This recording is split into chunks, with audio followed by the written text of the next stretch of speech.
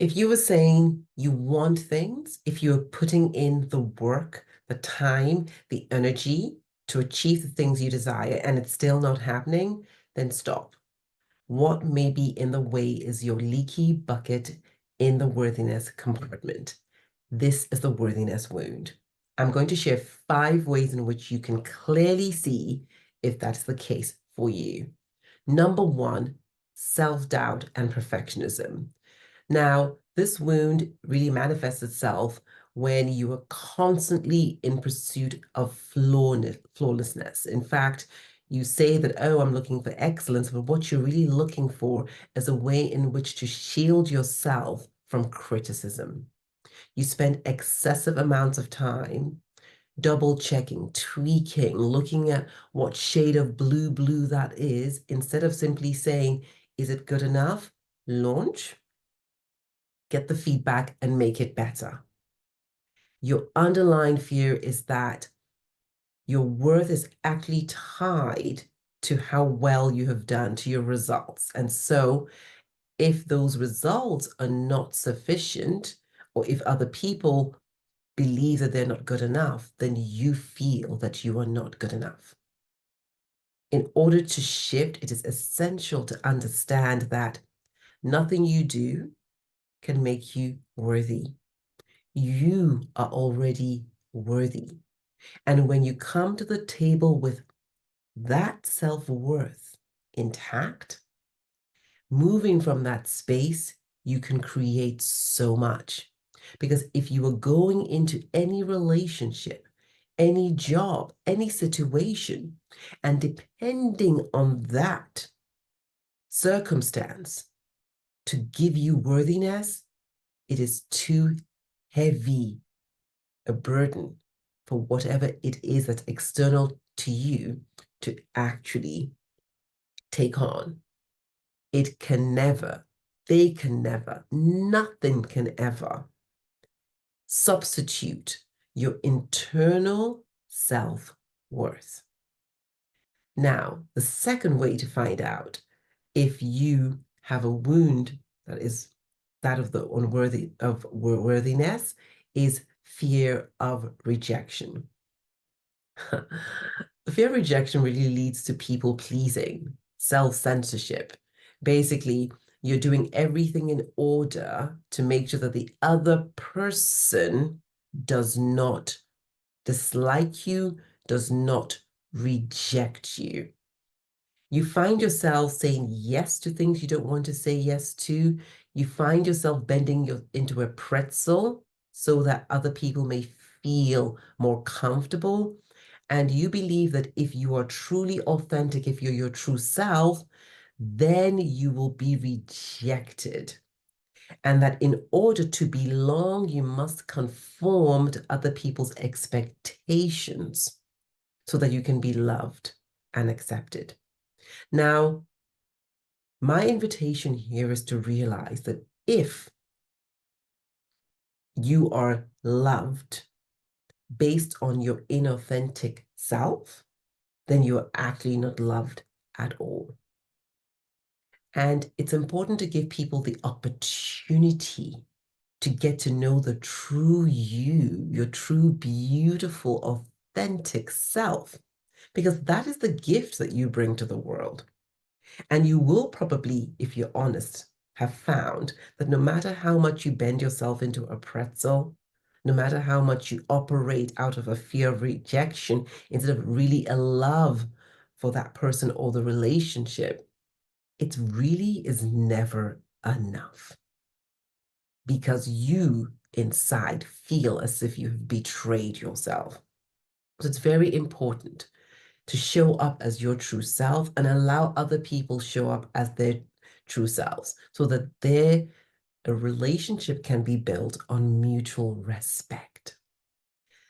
Third way of finding out if you have a worthiness wound is overgiving and burnout. Now, some of you may have been thinking, oh, I don't have a worthiness wound, etc., etc. But now this one is where many people will think, if you are driven by the desire to be needed and appreciated, you might be giving excessively to others. It could be hero's complex, it could be a savior complex. This hinging of your worth based on how much you are needed and how much you can give and do for others. It leads to physical and emotional exhaustion. You're probably taking on too much responsibility, neglecting self-care, feeling guilty when you take time for yourself. And you believe that your value is determined by how much you are able to do for others. And actually taking care of yourself is selfish. Now, it's important to understand, like a very, very talented surgeon said, that self-care is important for safety. When you care for yourself, you can show up with your A game. You can be a great leader. You can make sure that you're vigilant, you're alert in terms of where's your company going. You can make sure that you don't make silly mistakes at work or even at home.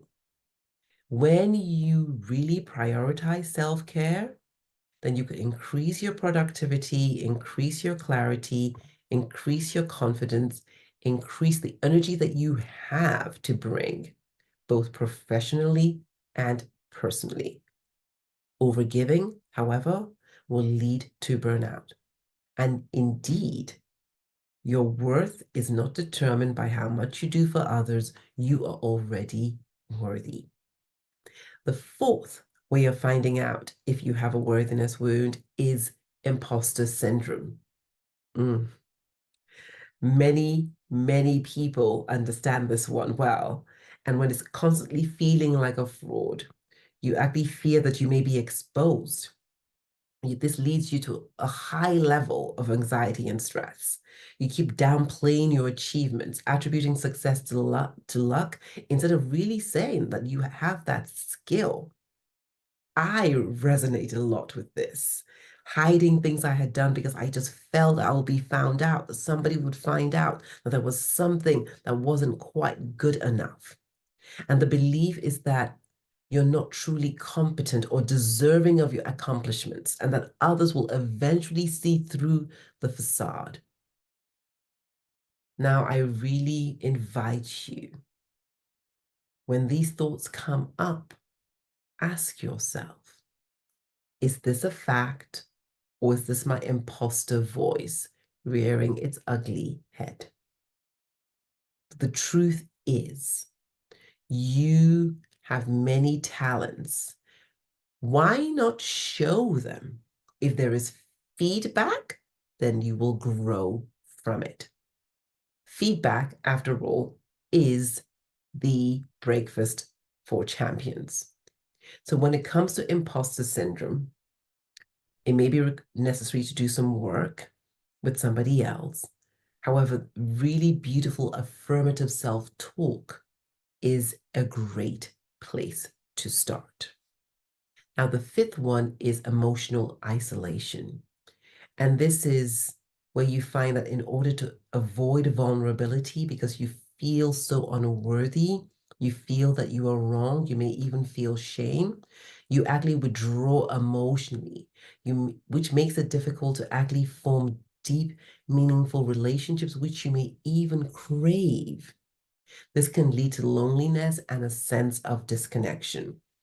Now, you keep other people at arm's length, you avoid intimate conversations, you make sure that maybe people are talking about themselves, but you're not really revealing things about yourself, which probably makes it difficult to trust you and feel completely at ease in your presence. Also, you believe that if people truly knew you, they wouldn't love and accept you. And this leads to a fear of being emotionally exposed and hurt. As you can see, there's a line that runs through all of these unworthiness wounds, which is deep down, you believe that you are unworthy of love. Now, in order to shift from this, you could practice sharing a little bit about yourself and realizing, just like I realized, that the more vulnerable, honest I was in my posts, for example, on social media, when I wasn't trying to be perfect, trying to be the one who had it all together, the more connection, the more inspiration, the more people really engage because they could resonate in the pain I had experienced and in the journey of transformation that I was now on. I have shared this 5 worthiness wounds, starting with self-doubt and perfectionism, going to fear of rejection, going to overgiving and burnout, imposter syndrome, and emotional isolation. Now, what I want to share with you is this.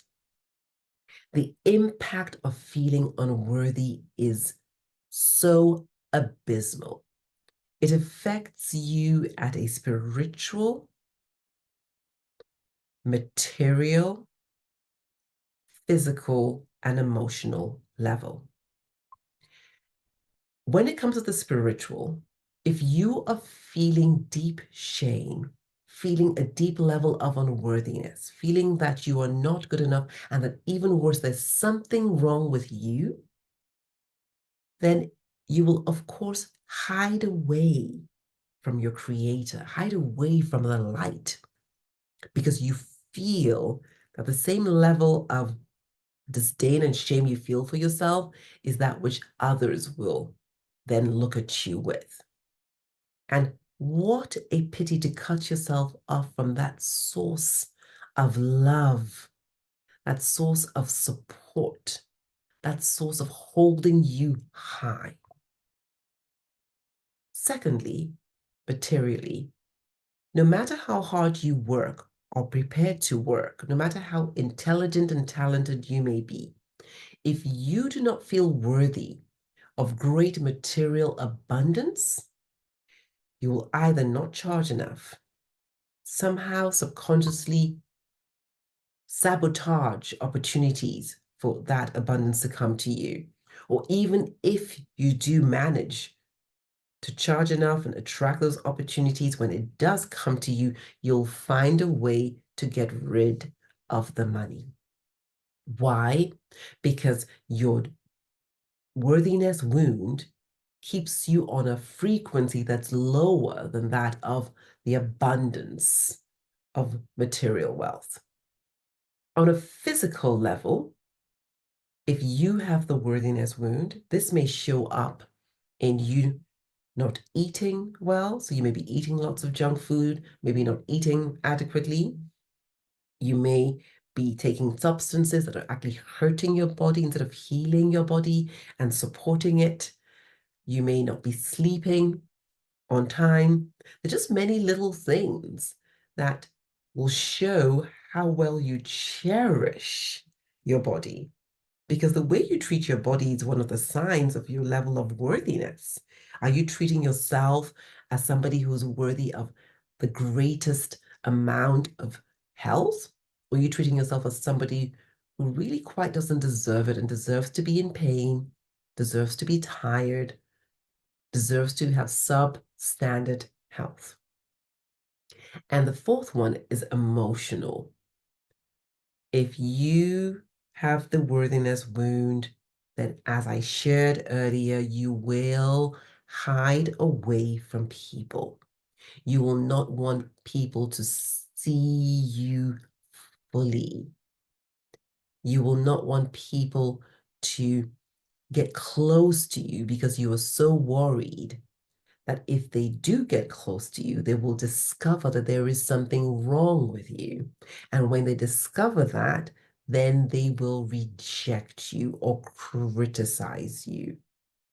And as that is extremely painful, you will do everything to avoid it.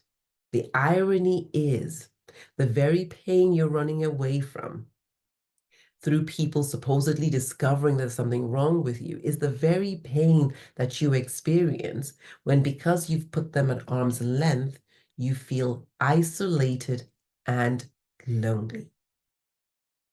And so I shared that with you just to tell you how serious this worthiness wound is and how important it is that you reconnect with your true essence so that your saboteurs stop running the show and lying to you that you are unworthy. You were born worthy. Any other thought pattern is a pattern that is sabotaging you living to your full potential. Because if you feel unworthy, you will not go for your full potential. Why should you? Because you don't feel deserving. I would love to know what resonated most for you today. Which of the worthiness wounds did you resonate with? And in which part of your life, material, physical, emotional, and or spiritual, is this worthiness wound really, really showing up for you? I'd love you to connect to support you in truly healing this wound so you can start to live a life that you truly celebrate instead of settling for a life that you tolerate. Love and light.